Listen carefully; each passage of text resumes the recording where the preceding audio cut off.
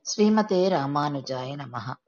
சென்னைக்கு அருகில் இருக்கும் மதுராந்தகம் என்ற ஊரில் அமைந்திருக்கும் ஏரிகாத்த ராமர் கோவிலில் நடக்கும் பஞ்ச சம்ஸ்கார உற்சவம்.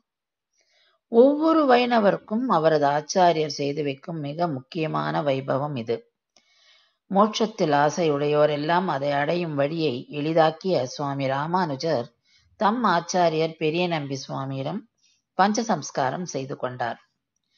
ஆவணி மாதம் சுக்லபட்சம் பஞ்சமி திதியன்று மதுராந்தகம் ஏரிகாத்த ராமர் கோவிலில் பெரிய நம்பிகள் இளையாழ்வார்க்கு பஞ்ச சம்ஸ்காரம் செய்து வைத்தார்.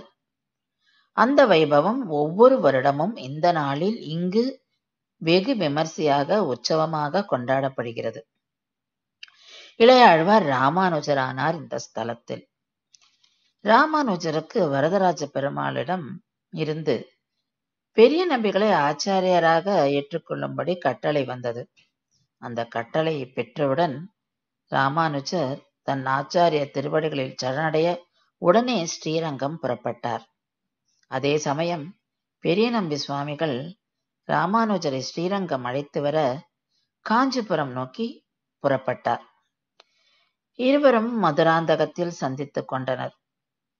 ஒருவரை ஒருவர் பரஸ்பரம் அறிமுகம் செய்து கொண்ட உடனே இளையாழ்வார் தம் ஆச்சாரியரை நேரில் பார்த்தவுடன் உடனே தனக்கு பஞ்சசம்ஸ்காரம் செய்து வைக்கும்படி பெரிய நம்பி சுவாமிகளிடம் வேண்டினார். பெரிய நம்பி சுவாமிகள் இவரின் வைராகியத்தை மெச்சி அந்த கோவிலிலேயே மகிழ மரத்தின் அடியில் பஞ்சசம்ஸ்காரம் செய்து வைத்தார்.